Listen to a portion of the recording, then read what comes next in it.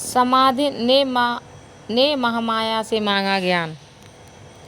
कलिंग देश के वैश्य राजा विराट के पुत्र और द्रमिल के पुत्र समाधि वैश्य की धर्म में बड़ी आस्था थी। वह अत्यंत ही धनवान कुल के वैश्य थे, परंतु उनकी स्त्री और पुत्रों ने उन्हें धोखा दे दिया।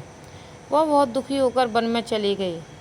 वन में एक मुनि के आश्रम में उन्होंने आश्रय लिया, लेकिन अब भी उनके मन में शांति नहीं थी। वह बार बार अपने संबंधियों के ही सुख दुख की चिंता में पड़े हुए थे।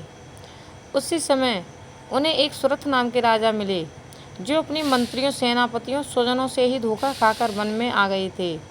दोनों ने अपना अपना परिचय दिया और एक दूसरे के साथ अपनी अपनी करुण कथा और मानसिक दशा का वर्णन किया। दोनों की मनोदशा एक ही थी। दोनों ने मुनि के पास जाकर अपने दुख और मन की स्थिति का वर्णन किया। मुनि ने कहा कि भगवती महामाया की आराधना से ही सभी दुखों से मुक्ति प्राप्त हो सकती है। इसके बाद दोनों ने 3 वर्ष तक देवी महामाया की श्रद्धापूर्वक उपासना की, जिससे प्रसन्न होकर देवी उन दोनों के सामने प्रकट हुई और वर मांगने के लिए कहा। राजा सुरथ ने संसारी भोग की मांग की, परंतु समाधि वैश्य ने कहा कि ऐसा वर दें जिसमें मैं और मेरा है।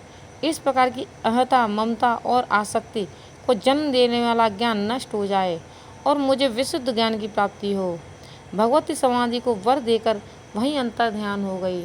इस तरह महामाया से दोनों ने अपने अपने वर मांगे और अपने अपने जगह पर चले गए। धन्यवाद।